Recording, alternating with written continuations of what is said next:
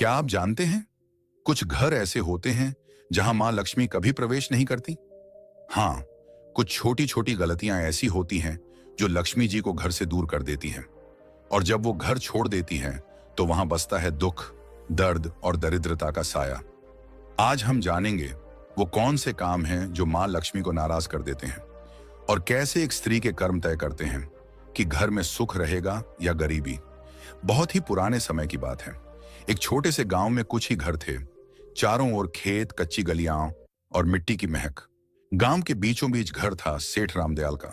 रामदयाल कोई बहुत बड़ा जमींदार नहीं था, लेकिन मेहनती और ईमानदार आदमी था।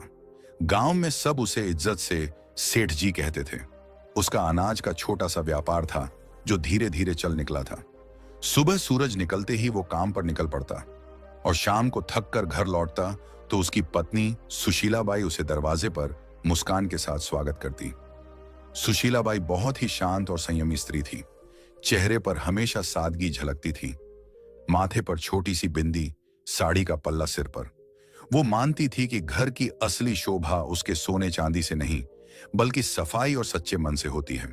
हर सुबह सूरज से पहले उठकर वो आंगन बुहारती, तुलसी पर जल चढ़ाती और फिर चूल्हे में फैला दिया जलाती। उसकी यही दिनचर्या थी, सादगी में भक्ति, भक्ति में अनुशासन। गांव की औरतें अक्सर कहती, सेठानी के घर में तो मां लक्ष्मी खुद रहती हैं। रामदयाल और सुशीलाबाई का एक ही बेटा था, अर्जुन। अभी बस 20 साल का नौजवान, लेकिन संस्कारों में पला बढ़ा।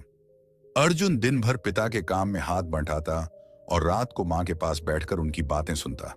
वो मां से कहता, अम्मा, जब आप तुलसी के पास दिया जलाती हैं ना, लगता है घर में सचमुच देवी उतर आई हैं। सुशीलाबाई मुस्कुरा देती और कहती, बेटा, देवी तो हर उस घर में रहती हैं जहां सफाई और श्रद्धा होती है, बस उन्हें मानने वाला दिल। समय बीतता गया। घर में सब ठीक चल रहा था, लेकिन किस्मत के खेल अजीब होते हैं। एक दिन सुशीलाबाई को हल्का सा बुखार आया। उन्होंने सोचा 2 दिन में उतर जाएगा, लेकिन वो बुखार दिन ब दिन बढ़ता गया। पहले थकान, फिर कमजोरी और धीरे धीरे हालत ऐसी कि वो रसोई तक नहीं जा पाई। रामदयाल ने गांव के वैद्य को बुलाया। वैद्य जी ने नाड़ी देखी, कुछ जड़ी बूटियां दी, लेकिन असर नहीं हुआ। दिन पर दिन सुशीलाबाई की तबीयत बिगड़ती चली गई। घर का माहौल जो पहले हंसी और पूजा की ध्वनि से भरा रहता था, अब सन्नाटे से घिरने लगा। रामदयाल वो ऊपर आसमान की तरफ देखता और मन ही मन मां लक्ष्मी से कहता, मां, जो भी भूल हुई हो क्षमा करना। लेकिन जवाब में बस हवा की धीमी सरसराहट सुनाई देती। अर्जुन हर पल मां के पास रहता, उनके लिए काढ़ा बनाता, सिर दबाता और धीरे धीरे ये समझने लगा कि घर की नींव मां ही होती है। सुशीलाबाई के बीमार पड़ते ही घर का सारा क्रम बदल गया था। जो रसोई हमेशा चमकती थी, अब वैसी नहीं रही। सफाई में ढिलाई आने लगी। पूजा भी कभी होती, कभी नहीं। धीरे धीरे वो पवित्रता जो घर की पहचान थी, जैसे फीकी पड़ गई। एक रात जब सेठ अपनी पत्नी के सिरहाने बैठा था, उसने कहा, सुशीला, मैं सोच रहा हूं अब अर्जुन की शादी कर दूं। सुशीलाबाई ने धीरे से आंखें खोली। इतनी जल्दी? अभी तो वो बच्चा है। रामदयाल ने कहा, अब वो बच्चा नहीं रहा, घर को संभालने वाला समय आ गया है और मैं चाहता हूं कि जब तक तुम हो, नई बहू को अपने हाथों से देख लो। ये कहते कहते उसकी आवाज भारी हो गई। सुशीलाबाई ने कुछ पल सोचा, फिर बोली, अगर तुम्हें लगता है कि यही सही है तो कर दो। अगले ही दिन उसने तय कर लिया कि वो अपने बेटे के लिए एक सच्चरित्र और संस्कारी लड़की ढूंढेगा, जो घर को फिर से वैसे ही सजा दे जैसे उसकी पत्नी ने किया था। गांव में खबर फैल गई कि सेठ रामदयाल अपने बेटे अर्जुन के लिए बहू ढूंढ रहे हैं। चौपालों पर बैठे बुजुर्ग हों या कुएं पर बातें करती औरतें, सबके बीच यही बात घूम रही थी। कोई कहता, सेठ जी को बड़ी खानदान की बहू चाहिए होगी, तो कोई जवाब देता, नहीं, वो तो सादगी और संस्कारों वाले घर की लड़की ही पसंद करेंगे। धीरे धीरे यह बात पूरे इलाके में फैल गई। हर कोई जानता था कि सेठ रामदयाल अपने बेटे की गृहस्थी बसाने की तैयारी कर रहे हैं। रिश्तों की चर्चा शुरू हुई तो आसपास के गांवों से लोग सुझाव देने आने लगे। हर कोई अपने घर की बेटी की तारीफ करता। सेठ सबकी बातें सुनता, लेकिन हर बार उसके मन में एक ही बात घूमती, सौंदर्य या अमीरी से घर नहीं चलता, घर तो संस्कारों और संयम से बनता है। उसी दौरान उसका पुराना परिचित गोविंद जी मिलने आया।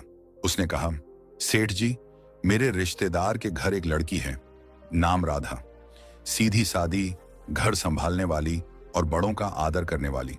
मुझे लगता है वो आपके घर के लायक है। सेठ ने कहा, अच्छा, मैं जाकर देख आता हूं। अगले दिन सुबह वह अकेले ही निकल पड़ा। पहले के जमाने में पिता ही जाकर लड़की देखा करते थे। दोपहर तक सेठ उस गांव पहुंचा जहां राधा का घर था। घर सादा था, आंगन साफ और वातावरण में सादगी थी। राधा के पिता ने आदर से स्वागत किया। बातचीत के दौरान राधा पानी लेकर आई, सिर झुकाए, शांत और संस्कारी। सेठ ने मन ही मन कहा, यही है वो लड़की जिसमें घर बसाने की समझ है। उसी दिन सेठ ने वहीं पर रिश्ता पक्का कर दिया और कहा, अब बस शुभ दिन निकालिए, मैं अपनी बहू जल्द ही घर लाऊंगा। घर लौटकर उसने सुशीला बाई से कहा, मैंने लड़की देख ली, नाम राधा है, स्वभाव बहुत अच्छा है, सूरत में सादगी है, आंखों में आदर झलकता है। सुशीला बाई ने शांत स्वर में कहा, अगर तुम्हें मन से ठीक लगी है तो वहीं सही, लड़की वहीं अच्छी जो घर को अपनाए। सेठ ने सिर हिलाया। मन को सुकून मिला है, लगता है अब घर फिर से बस जाएगा। कुछ ही दिनों में रिश्ता तय हो गया। शुभ मुहूर्त निकला और दोनों घरों में खुशी की लहर दौड़ गई। समय बीता और शादी का दिन आ गया। सादगी से मगर पूरे रीति रिवाजों के साथ विवाह हुआ। राधा अब सेठ रामदयाल के घर की बहू बन चुकी थी। शादी को कुछ हफ्ते बीत चुके थे। घर में नई रौनक थी, सब कुछ जैसे फिर से जीवंत हो उठा था। राधा सुबह जल्दी उठती, आंगन में जल छिड़कती, तुलसी को प्रणाम करती और रसोई में मां अन्नपूर्णा का भोग तैयार करती। सुशीला बाई के चेहरे पर सुकून था। उन्हें लगता था जैसे घर में मां लक्ष्मी खुद आकर बस गई हूं। लेकिन जैसे जैसे दिन बीते, राधा की आदतें बदलने लगीं। वो अब सुबह देर तक सोने लगी और कुछ ही दिनों में आंगन की सफाई का समय बदल गया।